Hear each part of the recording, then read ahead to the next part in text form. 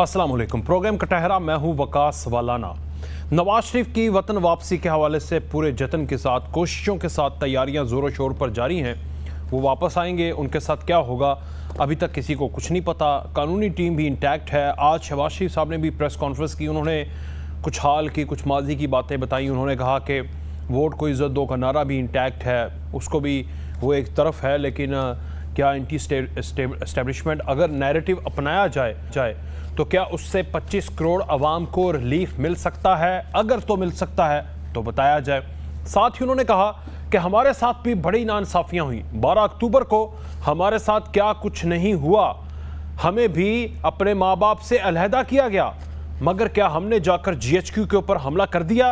ये शहबाज शरीफ साहब, साबिक वज़ीर आज़म पाकिस्तान, सदर पाकिस्तान मुस्लिम लीग नून, आज फरमा रहे थे। नवाज शरीफ की सेहत याबी को आज भी, उनकी सेहत को आज भी मसाइल दरपेश हैं। जी, एक रिपोर्ट लाहौर हाई कोर्ट के अंदर जमा करवाई जा रही है। उनके डॉक्टर कह रहे हैं इनको दिल का मर्जा अभी भी लाहक है। उनके प्लेनर्स भी कंटिन्यूटी के साथ चेक होते रहते हैं, साथ उनका फॉलोअप भी पाकिस्तान में और लंदन में भी किया जाता रहेगा। और आज उन्होंने कहा कि मेरा अपने ऑफिस में शायद आखिरी दिन है, उसके बाद मैं सफ़र पर रवाना हूँगा, फिर वो मक्का आएंगे, वहाँ पर उम्रा अदा करेंगे, शायद उसके बाद पाकिस्तान आए। और पाकिस्तान में लग तो रहा है कि उनकी फ़ाइनल इसमें कोई तारीख़ में तब्दीली नहीं की जाएगी। आगे आइंदा आने वाली जो सियासत है उसमें क्या हो सकता है, क्योंकि आपने इसी हफ्ते पाकिस्तान तहरीक इंसाफ के उस्मान डार साहब बड़े ही उनके मैं तो मुतहद और उनके साथ इमरान खान के नैरेटिव के साथ खड़े होने वाले थे। वो कुछ दिन गायब रहे, उसके बाद वो एक प्रोग्राम के अंदर नमूदार हुए। उन्होंने पार्टी से, सियासत से अलगगी का ऐलान किया। अभी सदाकत अली अब्बासी साहब का भी खबर आ रही थी कि वो भी घर पहुंचे हैं। तो पाकिस्तान तहरीक इंसाफ का तो तितर बितर होने वाला सिलसिला जारी है और वो कह रहे हैं कि ये ख़त्म होना चाहिए। और हम शहबाज शरीफ की प्रेस कॉन्फ्रेंस को भी रिजेक्ट करते हैं।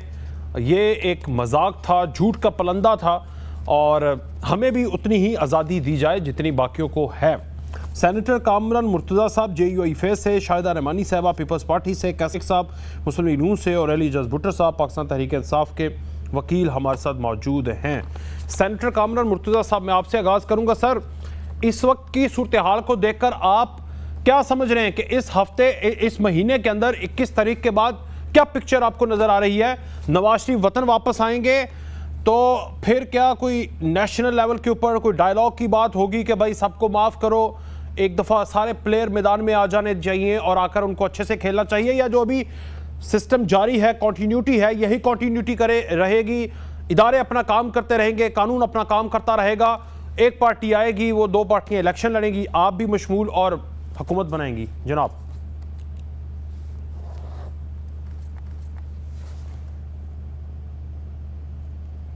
कामरान मुर्तज़ा साहब,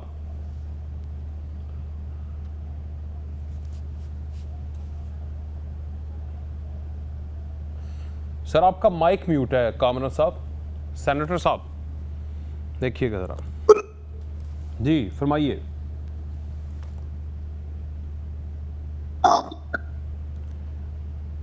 आपकी आवाज़ नहीं आ रही मुझे सर। आपको समझ नहीं आई मैंने क्या पूछा? दोबारा पूछूं? नहीं, मैं नहीं सुन पाया। आप चलें, मैं आप तो सुन पा रहे हैं ना आप? मैं आपसे ये अर्ज कर रहा था कि ये महीना अक्टूबर का महीना, आपकी आवाज, यार ये आवाज़ ठीक करें। मैं फिर आपकी तरफ आता हूँ साहब, मैं फिर आपकी तरफ आता हूँ सर। कामरान साहब, आवाज़ आ रही है अभी आपको? चलें, कैसर अहमद शेख साहब, ये जरा ठीक करें। कैसर अहमद शेख साहब, आपसे सर, ये माशाल्लाह नवाज शरीफ की सेहत को अभी भी मसाइल दरपेश हैं। लाहौर हाई कोर्ट में वो रिपोर्ट जो आज से 4 साल पहले जमा करवानी थी, वो अब जमा करवाई जा रही है और खुला तजाद है, कानून की खिलाफ वर्जी है। बकौल इनके तहरीक इंसाफ के एक भगौड़ा वापस आ रहा है। जनाब बिस्मिल्लाहिर्रहमानिर्रहीम।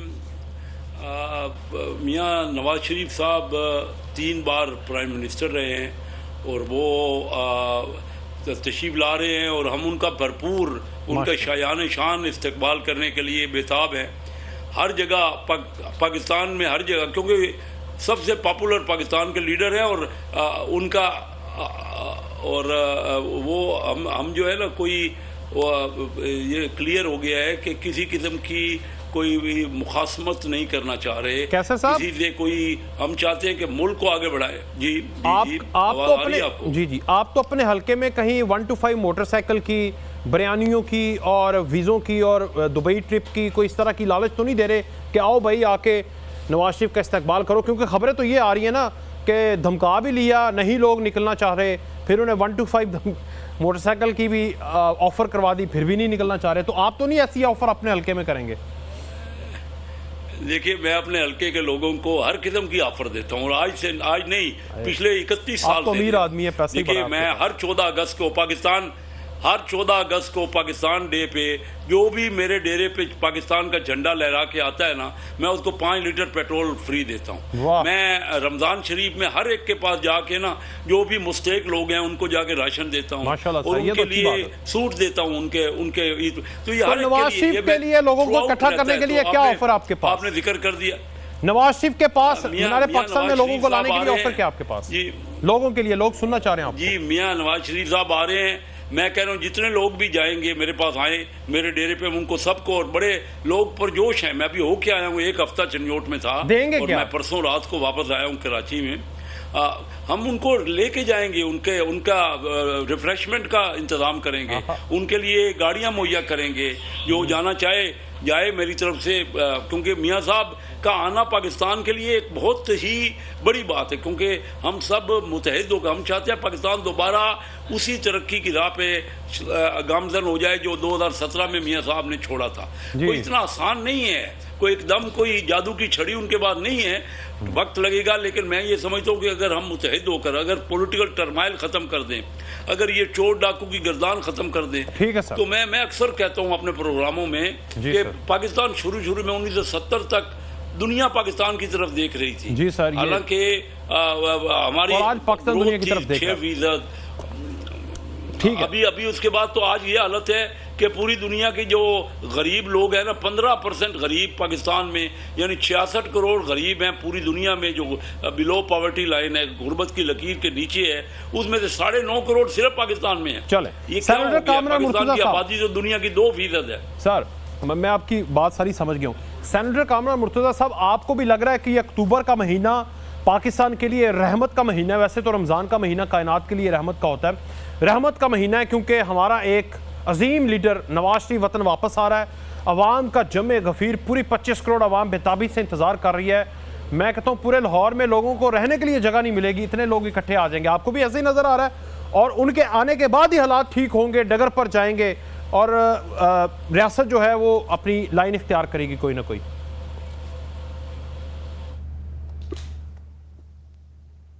कामरान साहब, लगता है आवाज़ नहीं जा पा रही मेरी, गरीबों की सुनते भी नहीं आप, बड़े वकील हैं यार। कामरान साहब को मेरी आवाज़ क्यों नहीं जा रही?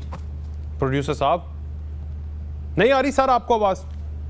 फिर अब दोबारा करते हैं आप सर। शाहिदा साहिबा, आपको भी यही लगता है? ये सवाल अगर आपने सुन लिया उसका जवाब दे दें कि नवाज शरीफ भी है, वाहिद उम्मीद, जरदारी साहब, बिलावल साहब, सब यहाँ पर वो तो सेकेंडरी हैं, और इस महीने में ही पाकिस्तान के ऊपर कोई ना कोई रहमत होने वाली है।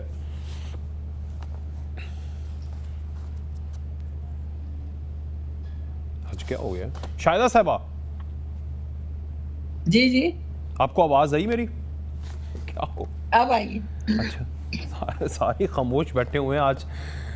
अच्छा, मैं आपसे पूछ रहा हूं कि आपको मेरी आवाज नहीं आई थी, मैं पूछ रहा हूं कि पाकिस्तान के लिए क्या नवाज शरीफ की रहमत है कि वो आएंगे और रहमत बरसेगी और हालात ठीक होंगे?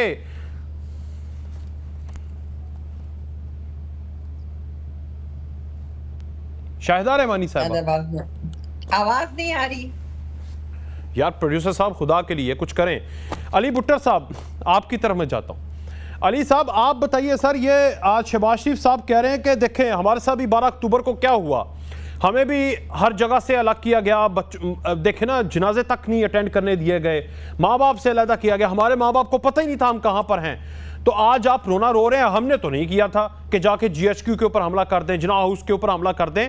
आप ये कर रहे हैं और आपके अंदर बर्दाश्त भी नहीं है। सियासत का ये हिस्सा है, बर्दाश्त करो जनाब। देखें, मैं आज ये सोच रहा था कि जिस तरह के ड्रामे, मजाक और तमाशे पाकिस्तान में पिछले 18 माह से जारी हैं। 26 तारीख में इस तरह के ड्रामे तमाशे मजाक बनाए गए हों तो पाकिस्तान की फिल्म इंडस्ट्री पता नहीं कहाँ सोई पड़ी है। उनको कम से कम एक एक वाक़े पे, एक एक किरदार पे 1000 कम से कम फिल्में वो बना सकते हैं। हालात यहाँ तक पहुँच गए हैं हमारे साथ कि एक टीवी एंकर साहब जो है वो अदालतों में कहते हैं कि मैं आपको बताऊं भुट्टो साहब, मैं आपको बताऊं, एक फिल्म मुझे भी याद है, 9 मई के वाक़े पे ऊपर गद्दारे पाकिस्तान की एक मूवी बनाएंगे हम, मीडिया वाले, ये फिल्म वाले जनाब। वो बनानी चाहिए ना, लेकिन मैं ये कह रहा हूँ कि कोई शख्स किसी भी अदालत को मतलूब हो, वो जो कहते हैं किसी अदारे को मतलूब हो, किसी शख्स जो है वो तो मुझे आके इंटरव्यू दे दे और वो आज़ाद है। पाकिस्तानी कौम जो है वो एक गरीब कौम है, वो इन अपने पेट काट के इन सारे अदारों का, पुलिस का, बाकी अदारों का, अदलिया के टैक्स के पैसे, अपने टैक्स की उनकी मराहत और तनख्वाहें पूरी करती हैं ताकि इंसाफ हो, आइन के मुताबिक फैसले हों। लेकिन अगर वो साहब ने ही सारे फैसले करने हैं, साहब ने ही सबको बरी करना है, साहब ने ही सबको जमानतें देनी है, तो मेरे ख्याल में इन अदारों को बंद कर देना चाहिए।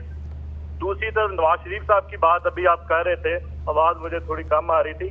तो देखें, अदालतों में हम चूंकि वकील हैं, बतौर वकील भी हम जब कोई केस दायर करते हैं, अपील दायर करते हैं, तो उसमें एक दिन का भी टाइम ऊपर हो जाए, लिमिटेशन टाइम ऊपर हो जाए, तो वो हमारी अपील जो है वो एंटरटेन नहीं होती, उसकी कोई वैल्यू नहीं होती, नहीं सुनी जाती, हमारे मुंह पे मारी जाती है। मैं हैरान हूँ कि 4 साल बाद एक मुजरिम जो है वो सजा याफ्ता है, वो आ रहे हैं पाकिस्तान में, उनके इस्तकबाल की तैयारियां हो रही हैं और कहा यह जा रहा है कि वो नहीं, तो क्या करें, क्या करें उनके साथ, इस्तकबाल ना करें, क्या करें? कानून के मुताबिक फैसला करें, कानून के मुताबिक। हाँ, एक सूरत में उनके पाकिस्तान, मैं भी बतौर वकील, मैंने तो कोई ऐसी कानून की किताब नहीं पढ़ी जहाँ पे वो किसी रायत के मुस्तक हैं, तो उनको किसी किस्म की रायत मिल सकती है। हाँ, इतना उनको जो है वो रायत जरूर मिल सकती है कि अगर जाके वो जिस तरह का ट्रेंड जारी है, वो कामरान शाहिद साहब को इंटरव्यू दे दें तो शायद उनके तमाम केसेस जिन में वो सजा याफ्ता है और मुजरिम है वो खत्म हो सकते हैं। चलें, ये अच्छा पॉइंट आपने उठाया कि वो भी जाके एक प्रेस कॉन्फ्रेंस, आते साथ एक प्रेस कॉन्फ्रेंस करें और बरी हो जाएं नवाज शरीफ साहब, और उसके बाद जेल ही जाएंगे, सियासत शुरू कर सकेंगे, या कह दें कि मैं सियासत को छोड़ रहा हूँ, मुझे अपनी फैमिली बड़ी पसंद। चलें, मैं ये पॉइंट लेके जाता हूँ। कामरान मुर्तज़ा साहब, आपसे काफ़ी सवाल किए, आपको आवाज़ नहीं पहुंची। अभी मैं आपसे पूछ रहा हूं कि ये महीना क्या पाकिस्तान के ऊपर रहमत बरसेगी कि नवाज शरीफ साहब वतन वापस आ रहे हैं, मेरा महबूब आ रहा है, बहारो फूल बरसाओ, मेरा महबूब आ रहा है, ये ऐसा ही होगा? आपको भी खुशी होगी और पाकिस्तान की एक डगर, एक समत सियासत की, उसकी समझ आएगी? देखिए, पाकिस्तान पे रहमत तो जब अल्लाह पाक चाहेंगे उसी वक्त बरस सकती है। ये मुझे नहीं पता कि उनकी आने से कोई रहमत होगी या ज़हमत होगी। तो यकीनन मैं उनको, हमारा पार्टी के हवाले से भी ताल्लुकात उनसे अच्छे हैं, वैसे भी मेरी उनके साथ याद अल्लाह है, तो मुझे तो खैर खुशी होगी, मगर रहमत और ज़हमत ये अल्लाह पाक को पता है कि उसके बारे में मैं पेशन गोई नहीं कर सकता। तो आपको क्या पिक्चर क्या नजर आ रही है जिनके साथ ज्वाइनिंग और जो छोड़ रहे हैं पार्टी को, जो आके प्रेस कॉन्फ्रेंसेस कर रहे हैं, जो प्रोग्राम्स में आ रहे हैं, इनके साथ यही चलता रहना चाहिए, यही चलेगा और वो आएंगे और उनके साथ ऐसा नहीं होगा? देखिए, मैं कानून के मुताबिक किसी भी शख्स को कानून के मुताबिक डील करने पे यकीन रखता हूँ, वो ये हो या वो हो। अगर किसी के साथ डिस्क्रिमिनेशन नहीं होनी चाहिए, किसी के साथ ज्यादती नहीं होनी चाहिए। ज्यादती होगी तो गलत होगा, कानून के मुताबिक चलेंगे सबको, उसमें किसी को कोई एतराज नहीं होगा। जब कोई किसी के हवाले से किसी को जो ना वो गालम गलोच होगी, वो भी गलत होगा, या किसी को खामखा किसी के ऊपर तनकीद होगी, वो भी दुरुस्त नहीं होगा। मगर मामला अगर सीधे सीधे चलाए जाए, और पाकिस्तान का असल मसला, जो बुनियादी मसला, वो यही है कि किसी वक्त भी जो है वो कानून के मुताबिक मामला नहीं चलते। जब नवाज शरीफ साहब को निकाला गया था, उस वक्त भी आप देख लीजिए कि किस तरह से जो है ना वो मामला उनके साथ खराब किए गए थे, उनके साथ किस तरह से ज्यादतियाँ हुई थी। तो ना वो ज्यादती दुरुस्त है और ना उसके बाद वाली कोई ज्यादती दुरुस्त है। ठीक, पीपल्स पार्टी कैसे देख रही है शाहिदा साहबा? मैं फिर आगे पूछता हूँ आपसे। तारीफ भी की है शहबाज शरीफ साहब ने बिलावल की। बहुत शुक्रिया। मैं समझती हूँ कि नवाज शरीफ साहब का वापसी का फैसला बड़ा खुशाइंद है, उन्हें आना चाहिए, अपने खदमात को पेश करना चाहिए। आवाज आ रही है मेरी? जी जी जी जी, बहुत शुक्रिया। बिल्कुल वो पीएमएलएन के लीडर हैं और इस मुल्क के 2 मर्तबा 3 मर्तबा वजीर आजम बन चुके हैं, तीसरी मर्तबा। तो मैं समझती हूँ कि इन्हें वापस आना चाहिए, आकर मुकदमात को फेस करना चाहिए और बहुत पहले आ जाना चाहिए था, लेकिन देर आए दुरुस्त आए। और इसमें पीपल्स पार्टी यही कहती है कि पाकिस्तान में रहकर, अवाम के दरमियान रहकर अपने चाहे झूठे मुकदमात हैं, जिस तरह के भी इल्जामात हैं, जिस तरह पीपल्स पार्टी की क़यादत कभी मुल्क छोड़कर नहीं भागी, तमाम तर जितने भी उन पे मुकदमात कायम किए गए, सियासी मुकदमात कायम किए गए, आपने देखा कि पाबंदे सलासल रही हमारी तमाम लीडरशिप। और आपने देखा सदर आसिफ अली जरदारी साहब को 11, 12, 13 साल उन्होंने तकरीबन जेल काट दी और इस तरह के झूठे मुकदमात का सामना किया, लेकिन मुल्क से फरार नहीं हुए। मैं समझती हूँ कि एक लीडर के लिए सबसे बड़ी चीज ये है कि वो मुल्क में रहकर अपनी अदालतों को फेस करे और अपने मुकदमात को फेस करे। ठीक, अच्छा, ये कैसर अहमद शेख साहब, जिस तरह अली भुट्टर साहब भी वकील हैं तहरीक इंसाफ के, वो कह रहे थे कि वो वापस आएँ और वकील होने की हैसियत से उन्हें यही नज़र आ रहा है कि कानून में तो कोई गुंजाइश नहीं है कि वो सीधे घर जाएंगे, अलबत्ता किसी प्रोग्राम में या मेरे पास ही आ जाएं या किसी और के पास चले जाएं, वहाँ पर बैठकर प्रेस कॉन्फ्रेंस करके कह दें कि मेरा सियासत से कोई ताल्लुक नहीं है, तो शायद बच जाएँ। वो ये कह रहे हैं, आपको मशवरा दे रहे हैं। देखिए, वो उनका मशवरा अपनी जगह पे, मियाँ साहब बाकायदा अपने कानूनी मुशीरों से मशवरा करके और बाकायदा पूरी मुशावरत के बाद आ रहे हैं और वो अपीयर होंगे। कोई पहली बार नहीं है मियाँ साहब के लिए, इससे पहले भी जब उनको पता था कि वो सीधा जेल जाएंगे, वो अपनी बेटी को साथ लेके और अपनी बीमार बेगम को वहाँ छोड़ के वो तशरीफ लाए यहाँ पे और उन्होंने फेस किया कानून को। ठीक है, जो भी 3 बार के प्राइम मिनिस्टर हैं और जिन बातों पे उनके खिलाफ सजा हुई है वो भी सबको पता है, रिपीट करने की यहाँ ज़रूरत नहीं है। तो वो कानूनी बिल्कुल अपने आप को पेश करेंगे और फेस करेंगे और जो भी मामलात हैं उसके बाद ही वो शिरकत करेंगे। पहले तो हम उनको वालियाना इस्तकबाल उनका करेंगे और हालात आपके सामने है और कानूनी सूरत हाल भी बिल्कुल क्लियर है। इंशाल्लाह आप महसूस करेंगे कि मियाँ साहब जो आ रहे हैं ना, वो इसलिए आ रहे हैं कि पाकिस्तान का वो खुशहाली का जो सफ़र 2017 में उन्होंने छोड़ा था और वो जो तरक्की हो रही थी, वो दोबारा उसको किस तरह शुरू किया जाए और सब मिलजुल के ये हो सकता है। हम तमाम ये मुल्क सब पाकिस्तानियों का है, इसमें कोई झगड़े वाली या जो पॉलिटिकल टर्माइल है जिसकी वजह से ही ये नुकसानात हुए हैं। अब हमें एक नया सफ़र शुरू करना पड़ेगा मिलजुल के। और चार्टर ऑफ इकानमी की हम बात करते रहे हैं, एटलीस्ट चलो चार्टर ऑफ इकानमी अगर नहीं भी है तो मिनिमम कोई चीज़ों पे तो मुतफिक होना पड़ेगा ना, जहाँ तमाम पार्टियों को क्योंकि अगर हम चोर डाकू की सियासत ही करते रहेंगे तो वही रिजल्ट निकलेंगे कि हम दुनिया में जब मियाँ साहब गए तो 24वीं बड़ी मईशत थी, आज 47th इकानमी हो गई है पिछले 6 साल में जो हमने आपस में झगड़ा किया है। और मुझे तो नहीं पता कि ये 50 लाख घर बनने थे, 1 करोड़ लोगों को जो नौकरियां देनी थी वो कितनी हुई, बजाय कि गुर्बत की लकीर से नीचे जो है 1.5 करोड़ लोग पिछले 2 सालों में गुर्बत की लकीर से नीचे आ गए। तो ये कामरान मुर्तज़ा साहब मैटर है जी। ठीक है सर, कामरान ठीक, शाहिदा साहबा आप ही बता दें कि कब तक चलेगा पाकिस्तान में ये धरनों की और ये जो सियासत, क्योंकि नवाज शरीफ साहब आज कह रहे थे कि 4 साल मेरे घर के सामने जिन्होंने एहतजाज किया मेरे ख़िलाफ़, उनको क्या मिला? अगर इतना ही शौक़ है तो वहाँ पर एहतजाज करो जाकर जहाँ पर ज़रूरत है। वो पाकिस्तान की तरफ इशारा कर रहे थे। तो आपको लगता है कि एक पार्टी इस काबिल हो जाएगी कि वो एहतजाज करे यहाँ पर? देखिए, जमहूरियत के अंदर एहतजाज, पुरअमन एहतजाज का सबको हक है, अपने हकूक के लिए जदोजहद करना आईन पाकिस्तान के में है। लेकिन और हमने हमेशा पुरअमन तरीके से, जब भी कोई इस तरह का वाक़यात होते हैं जिसमें इंसानी हकूक की पामाली हो, आवाम के साथ ज्यादती हो, महंगाई हो या इस तरह की चीजें, उस पर एहतजाज किया जाता है। लेकिन उसका एक तरीक़ाकार होता है, दुनिया भर में एहतजाज होता है, लेकिन ये नहीं किया जाता कि आप जिंदगी को महफूज कर दें। जिस तरीके से आपने देखा कि 2014 में धरने दिए गए और पार्लियामान के सामने जो कि नो-गो रेड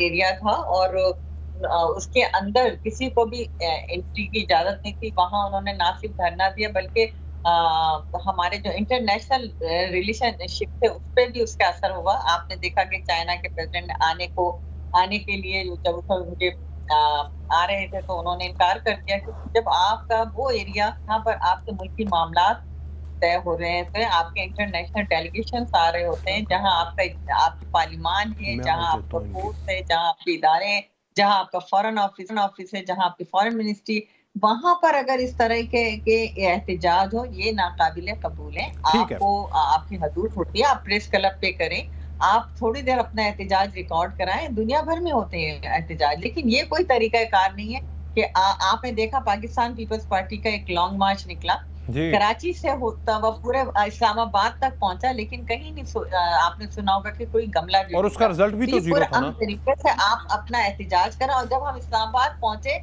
जहां हमारा इख्तिताम हुआ, वहां पुरअमन तरीके से हमारे लीडर ने कहा कि आप मुंतशिर हो जाए, और उसके बाद जो पार्लिमानी तरीक़ाकार था उसको हमने अपनाया।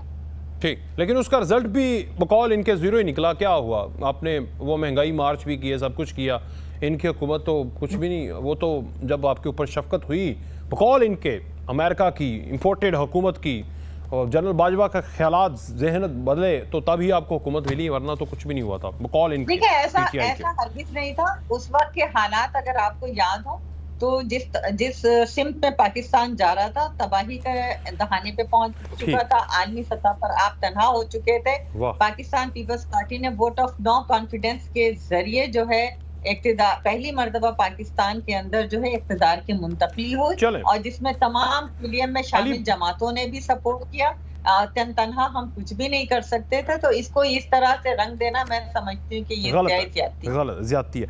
अली भुट्टर साहब पिछले वजीर आज़म, पिछले वजीर खारजा को वन ऑफ द बेस्ट वजीर खारजा कह रहे हैं, बिलावल भुट्टो जरदारी को शहबाज शरीफ साहब कह रहे हैं कि आप बेहतरीन वजारत खारजा आपने चलाई है, और एक आपके वजीर खारजा हैं जो कि साइफर चोरी और गद्दारी के इल्ज़ाम में जेल की सलाखों के पीछे है। ये दिया आपने 4 साल में हमें पाकिस्तान। अली भुट्टर साहब देखें, बड़ा ही मुज़क्क़ाखेज़ है कि हम पूरी दुनिया में अपना मजाक खुद ही बना रहे हैं कि फॉरेन इंटरवेंशन जो है वो होती है पाकिस्तान में, और वज़ीर आज़म और फॉरेन मिनिस्टर जो है वो उसका बताते हैं अपनी कौम को, उनको हमने जेल में बंद कर दिया। और देखें, 2 तरह का निज़ाम, ये जब रजीम चेंज की गई और उसके बाद जो 18 माह में जो पाकिस्तान के साथ मजाक किया जा रहा है वो सबके सामने है, जो मौशी सूरत हाल है वो सबके सामने है, जो सियासी सूरत हाल है वो सबके सामने है, जो लाकानूनियत है पाकिस्तान में वो सबके सामने है, कि जो 18 माह में पाकिस्तान के साथ ड्रामा और मजाक किया जा रहा है। 2 तरह के निज़ाम है। वही आज आपके सामने जिस तरह जमान पार्क में एक कुरान खानी के लिए रोक दिया गया, वही जलसे जो है एक ही शहर में किसी और पार्टी के होते हैं तो उनको इजाज़त दे दी जाती है, और पाकिस्तान तरीके इंसाफ पे मुकम्मल पाबंदी होती है हर तरह की पॉलिटिकल एक्टिविटी पे। और आपने क्या क्या नहीं किया, आपने उस पार्टी के लीडर को माइनस करने के लिए क्या क्या नहीं किया, आपने जो भी पाकिस्तानी फौजदारी कवानीन में जो भी ऑफेंसेस मुमकिन थे आपने बनाए, आपने गद्दारी के बनाए, आपने बगावत के बनाए। आपसे मुराद क्या है? ठीक है, तो उसका क्या हासिल क्या हुआ? मुखातिब कर रहे हैं आप कह के, किसको मुखातिब कर रहे हैं? ये साथ बैठे हुए जो पीडीएम के जो भी टोला था वो मैं उन्हीं के साथ मुखातिब हूँ। उन्होंने खुद जाके बनाए, क्या उनकी गवर्नमेंट में नहीं बनाए गए सारे ये मुकदमात? चाहे वो फॉरेन फंडिंग के थे, चाहे वो तोशाखाना था, चाहे वो साइफर था। मामला ये है कि आप साइफर की बात कर रहे हैं तो फेडरल कैबिनेट की क्या वक़्त रह गई? फेडरल कैबिनेट जो है उसको डिक्लासिफाइड करती है, और FIA जो है वो उस पर मुकदमा कर रही है। मतलब इंटीरियर मिनिस्ट्री खुद मुद्दई, FIA खुद मुकदमा कर रही है, FIA खुद उसकी इन्वेस्टिगेशन कर रही है।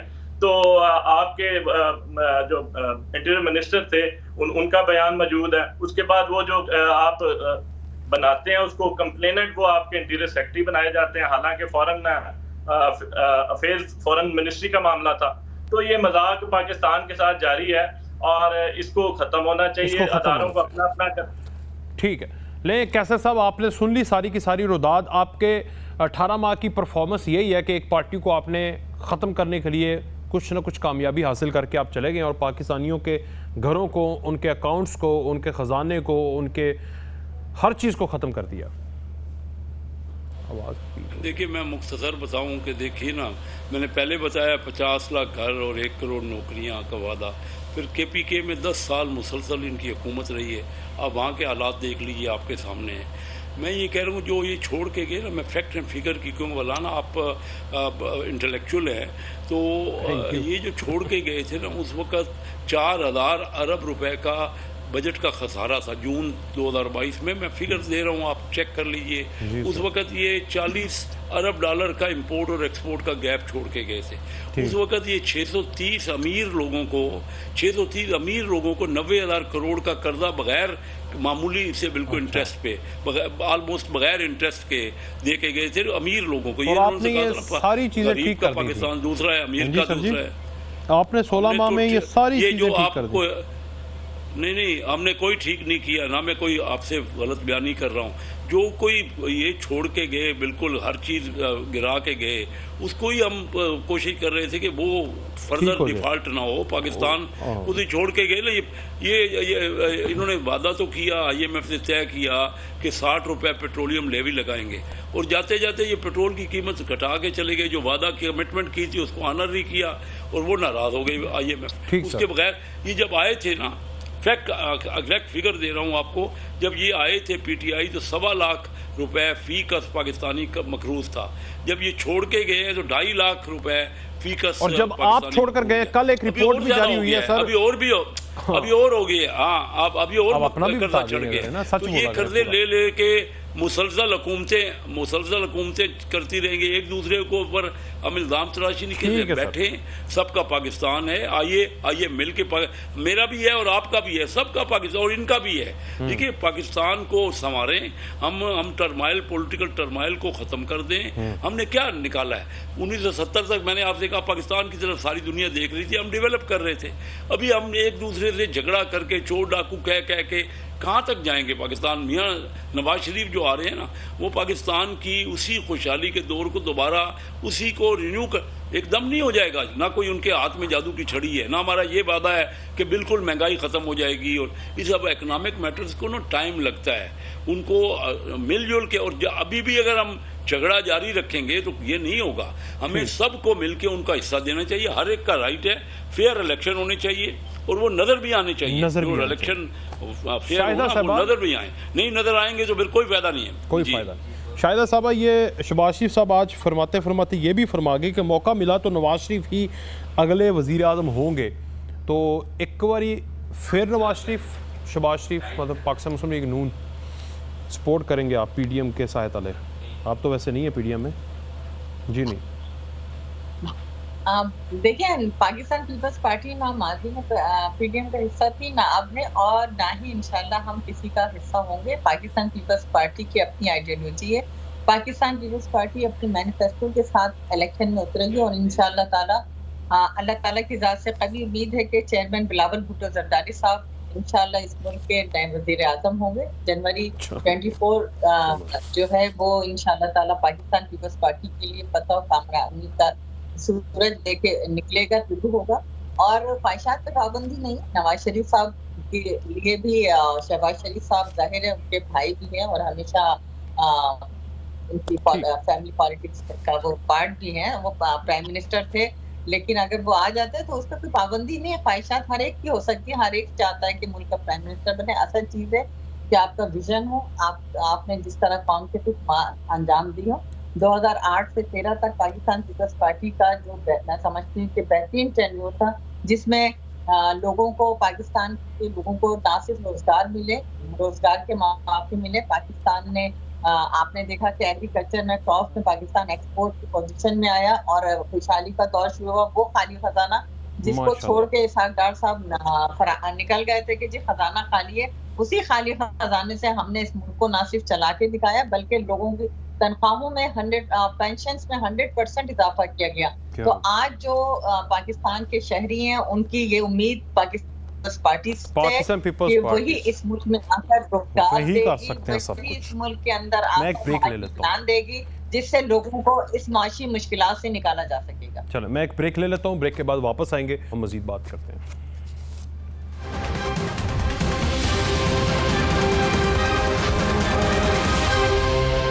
एक बार फिर से खुशामदेद।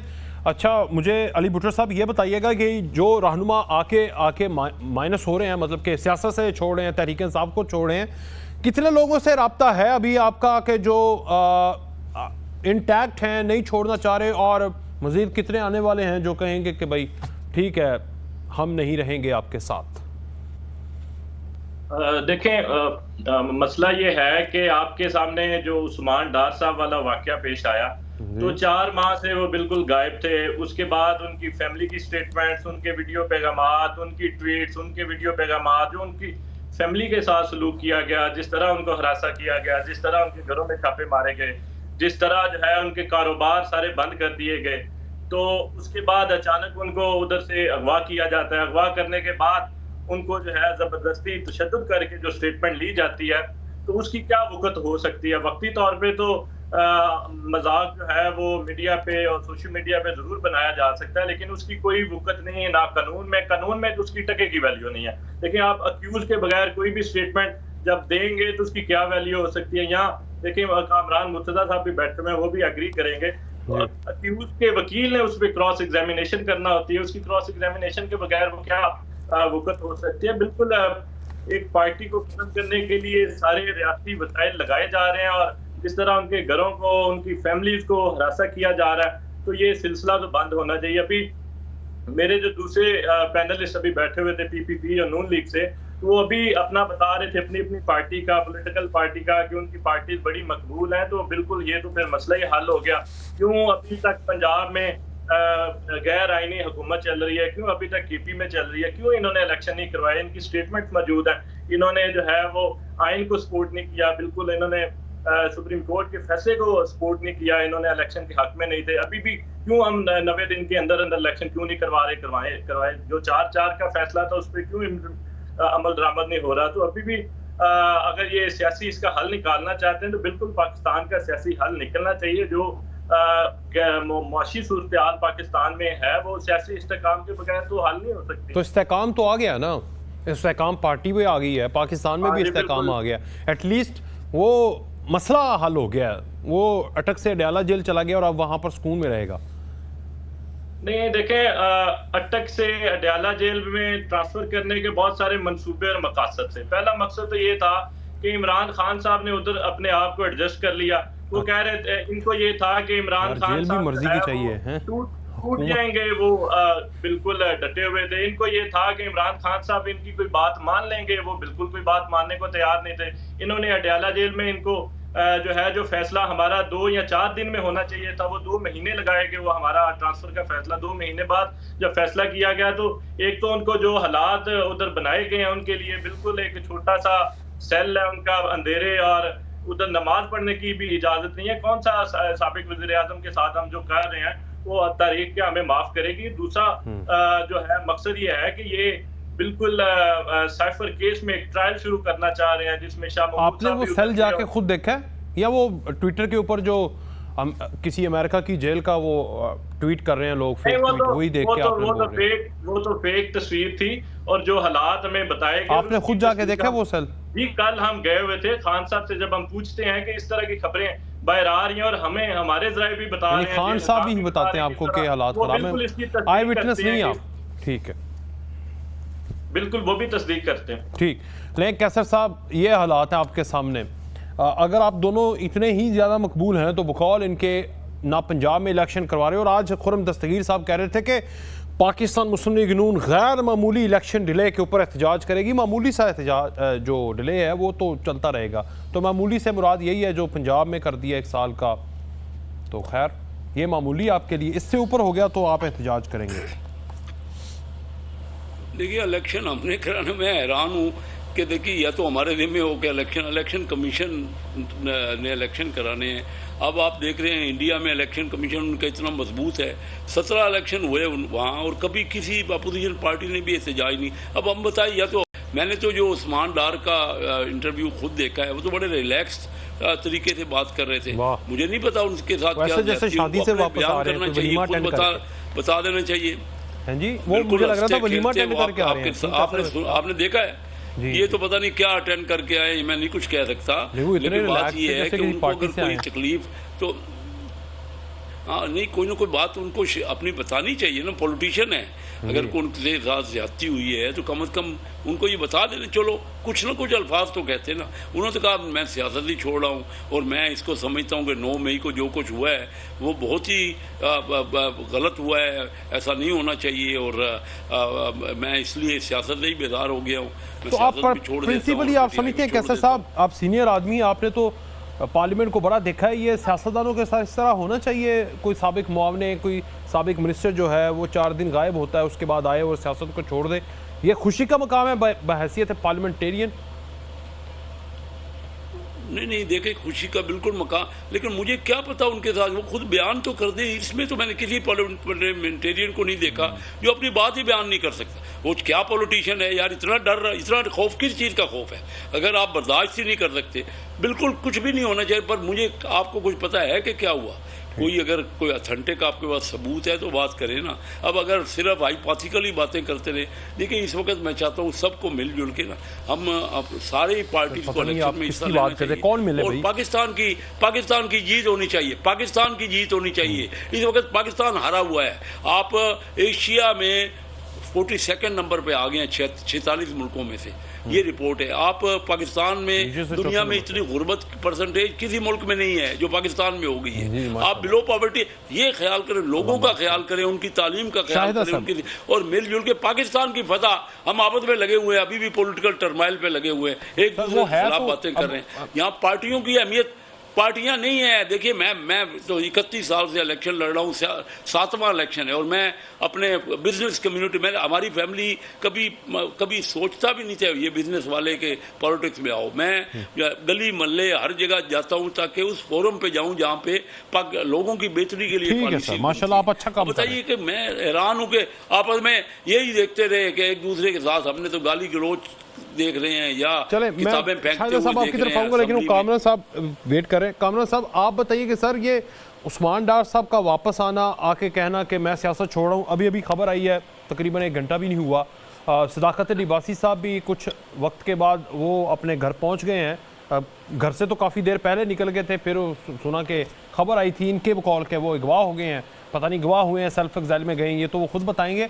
तो आपको लग रहा है कि ये तवातुर जो है वो चलता रहना चाहिए, पाकिस्तान तरीके से आपको छोड़ते रहना चाहिए, मजा आता है?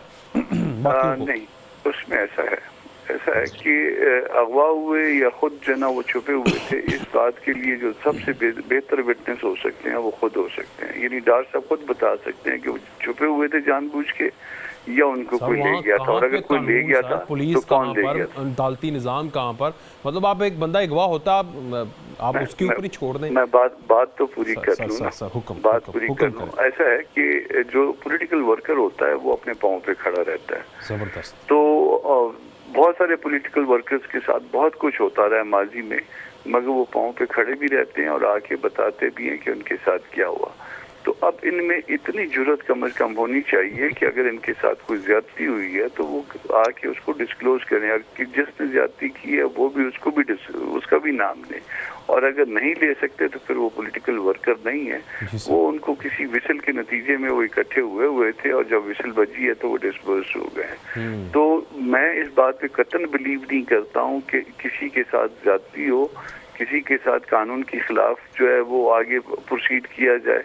जिसके साथ जो वो लेवल प्लेइंग फील्ड है वो हर एक को मिलना चाहिए, और उसमें जो है वो किसी और का मासवाए वो कि कानून के मुताबिक जो है ना वो उनके ऊपर कोई रिस्ट्रिक्शन हो।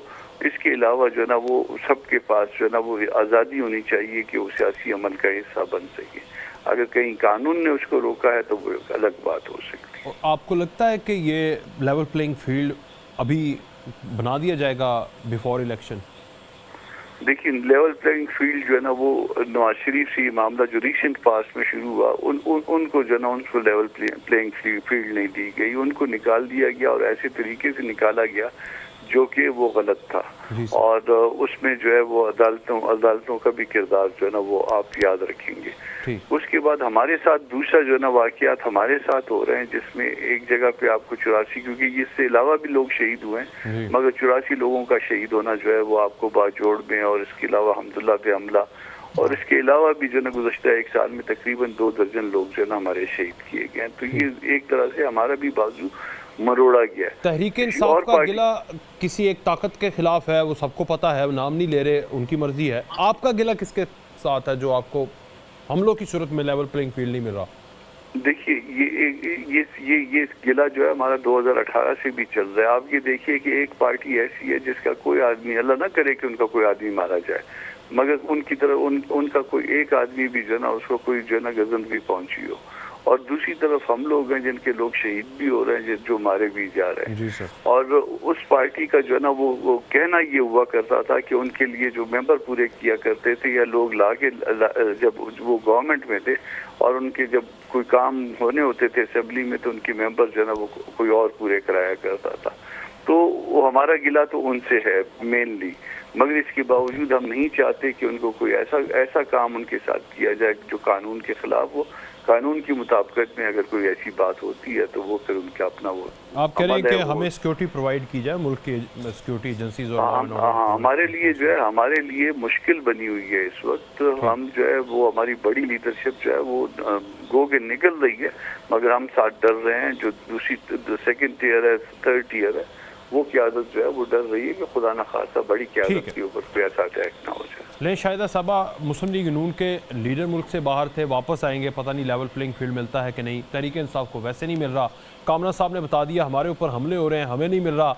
एक आपकी जमात बनती है जिसके पास लेवल प्लेइंग फील्ड के लिए प्लेयर ही मौजूद नहीं है, यानी अवाम ही मौजूद नहीं है। आप किस मुँह से आएंगे इलेक्शन में जनाब?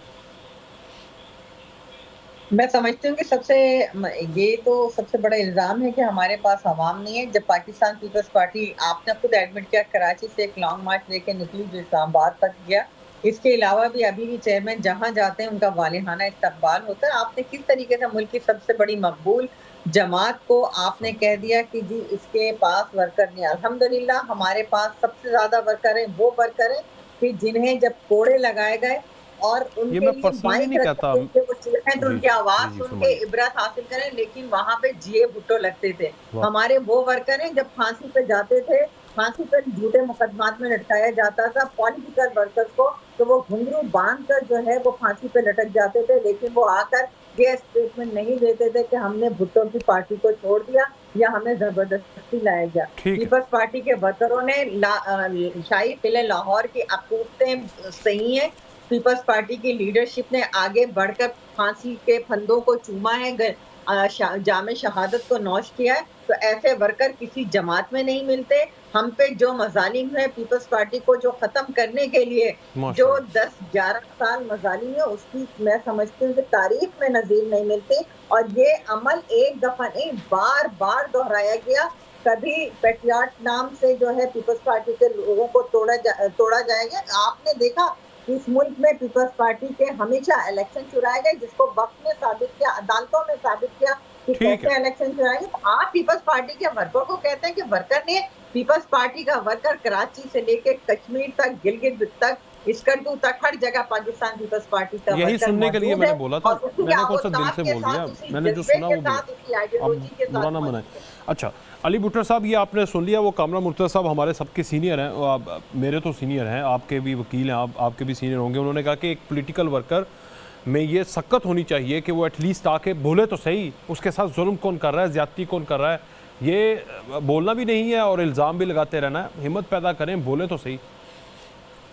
जी बिल्कुल, बोलना भी चाहिए। और मैं तवक्को कर रहा हूँ कि इनको एज अ वकील, जो हम लोग इस सिस्टम का हिस्सा हैं, वो उसको भी कंडेम करना चाहिए कि जो कल एक टीवी एंकर साहब स्टेटमेंट दे रहे थे कि जो किसी भी शख्स को मतलूब हो, अदारे, कोई शख्स जो है किसी अदारे को मतलूब हो, किसी पुलिस महकमे को मतलूब हो, तो अगर आके वो मेरे पास इंटरव्यू आके दे दे तो वो आज़ाद हो सकता है, उसको किसी भी अदारे को मतलूब नहीं मजीद रहेगा। नहीं तो ऐसा थोड़ी उन्होंने बोला, मैंने तो भी सुना, ऐसा नहीं बोला। ये तो आप इंटरप्रेट कर रहे हैं। वो तो हाजिर है भाई, हम भी हाजिर हैं, सब हाजिर आए, आके वो जाने और कानून जाने।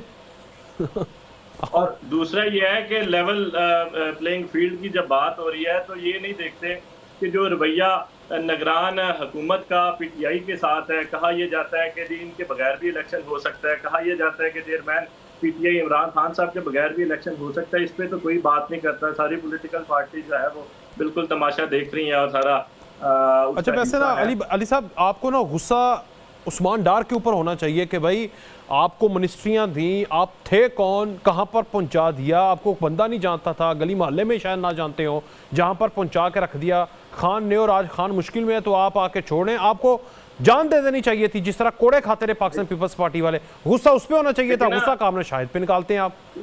गुस्सा आप देखें ना, मैं आपको बताता हूँ कि क्या कभी पाकिस्तान की हिस्ट्री में इस तरह औरतों की इज्जतों को पामाल किया गया? क्या किसी पॉलिटिकल पार्टी के लीडर के घरों में जाके उनको रेप के जो है वो कहा गया कि रेप कर दिया जाएगा तुम्हारी फैमिली के साथ? तो जो अगर तुम प्रेस कॉन्फ्रेंस नहीं करोगे, अगर तुम जो है वो 9 मई की मजम्मत नहीं करोगे, तो आपको जो है वो घर वालों को रेप कर दिया जाएगा। क्या कभी पाकिस्तान की हिस्ट्री में इस तरह का इंतजाम आपने देखा था? जिस तरह औरतों को हमने जेलों में बेवजह रखा हुआ है, हमारा इमरान खान का क्या वजन उठाएंगे ये बाकी इदारे? औरतों का वजन तो उठा नहीं सकते। इस तरह का पॉलिटिकल सिस्टम क्या आपने कभी पहले देखा था? नहीं देखा। तो पहली दफा ये सारा मैंने तो वाकई नहीं देखा। कैसे नहीं, बहुत जुल्म हो गया। जी शाहिदा साहब क्या कहा, क्या फरमाया?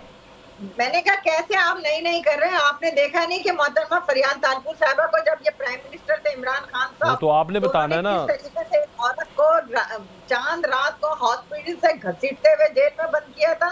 इस तरह हम मुफ्ती किफायतुल्लाह के साथ जो जुल्म हुआ था, राना सनाउल्लाह के साथ जो जुल्म हुआ था, हम आगे ज्यादा पीछे नहीं जाते। मोहतरमा शहीद बेनजीर भुट्टो साहिबा के साथ क्या हुआ, बेगम नुसरत भुट्टो साहिबा के साथ क्या हुआ, वो फिर भी डटे रहे। ले अली भुट्टो साहब, आप तो फारिग है, आपकी पार्टी। पाकिस्तान की हिस्ट्री में कौन सा पॉलिटिकल लीडर था जिसपे 200 से ज्यादा हाथ बनाए गए? आप बात करते कौन से थे? आप लोगों के साथ तो अभी कुछ हुआ नहीं। आपके साथ तो अदालतें बड़ा तामुन करती हैं, आपके साथ तो बहुत ज्यादा तामुन हो रहा है, हमारे साथ तो किसी ने नहीं पूछा। अभी कुछ करके दिखाया ना। सोशल मीडिया की पार्टी है, लेकिन ना ये सोशल मीडिया की पार्टी है। अब मेरे खिलाफ जो इलेक्शन लड़ते हैं ना, ये उसकी फैमिली चार पार्टियां तो चेंज कर चुके हैं। मेरे खिलाफ जो चिन्नौर से इलेक्शन लड़ते हैं ना, 4 पार्टियां उनकी फैमिली चेंज कर चुकी है। ये सिर्फ सोशल मीडिया की पार्टी है, मिलते तो है नहीं। पीटीआई में अब कामरा साहब से भी पूछ ले भाई, इनके साथ क्या हुआ? किसी के हर आदमी प्रेस कॉन्फ्रेंस कर रहा है, खुद ब खुद प्रेस कॉन्फ्रेंस कर रहा है। आप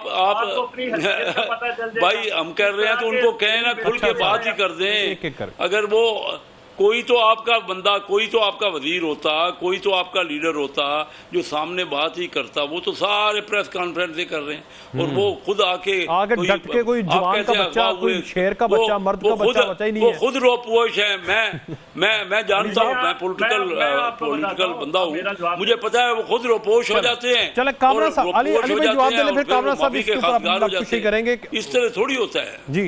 क्या कहना चाह रहे हैं अली साहब? कोई मर्द का बच्चा ही नहीं आपके पास? सबको हिस्सा लेने बिल्कुल। आप अगर आए इलेक्शन लड़े सिर्फ सोशल मीडिया है तो आप अपना इलेक्शन करवाएं, आपको अपनी कामरान साहब औकात का पता चले। तो आए ना, इलेक्शन हो रहा है ना, इलेक्शन लड़े। इलेक्शन में आपके बंदे ही नहीं है भाई मेरे खिलाफ कोई इलेक्शन पेश तो करें, किसी को इलेक्शन लड़वाएं। कैसे साहब आपके खिलाफ? आपके तो कैसे साहब सुन ले, फील्ड में नहीं है, फील्ड में जो आवाम आपका हाल करेगी वो। हाँ जी, सुनाए। कैसे साहब आपके खिलाफ एक खंबे ने खड़े होना है, बंदा कोई कैंडिडेट होगा, उसका इंतखाबी निशान होना है बल्ला। मुझे तो नहीं पता। कैसे साहब आपके खिलाफ एक खंबा खड़ा हो जाएगा, उसका इंतखाबी निशान होगा बल्ला। लोग जाके खंबे के अंदर वोट डालेंगे, आपको नहीं डालना, भूल जाएं। भाई मेरा 7वां इलेक्शन है और मुझे तो नजर ही नहीं आ रहा हमारा कैंडिडेट है कौन, बता तो दे। मैं बता दो रहा हूं, वो चिन्योट में टूटी सड़क जिसको आपने कभी ठीक नहीं करवाया, वोट ले लेके। सुने जरा कैसर भाई, इनके अंदर इलेक्शन होना चाहिए आइन के मुताबिक। कैसर साहब आप सुने जरा। अब रोड ठीक हो गया है वलाना, जो रोड है अब ठीक हो गया। अच्छा, जो आप पुरानी बात कर रहे थे ना, मैं उस वक्त आया था आपके पास, अब तो रोड ठीक हो गई है। वो उस वक्त आया था तो मैंने कहा शेख साहब, मैं तो बदुएं दे के चला गया था। मैंने कहा आप 7 दफा इलेक्शन जीत गए, रोड ठीक नहीं करवाई। अगर वो रोड होती, उसके ऊपर जो खंबा लगा था, लोगों ने उसको पीटीआई का भटिया रोड पूरा बन गया। अच्छा जी, अब आप आए, आप वेलकम, आप आए।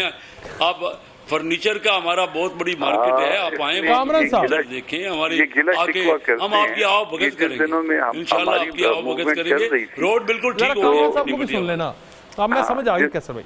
ये दूसरों से गिला शिकवा करते हैं। जिन दिनों में हमारी मूवमेंट चल रही थी, मेरे ऑफिस में ये G9 में मेन रोड पे, इब्ने सीना रोड पे 40 मिनट तक जो है वो आके इनके लोगों ने जो है उसको जो है ना सबको गन पॉइंट पे रखा। और ये इनके जो अपने इनकी एजेंसियों के उस जमाने की इनकी किसी ने मजम्मत तक करने की वो नहीं की।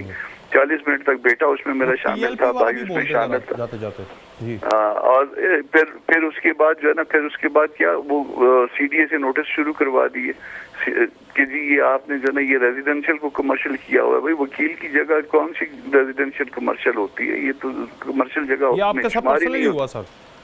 पर्सनली ये हुआ ये और ये उन दिनों में, और इनमें से किसी को मुजम्मत करने की जो ना वो नहीं हुई।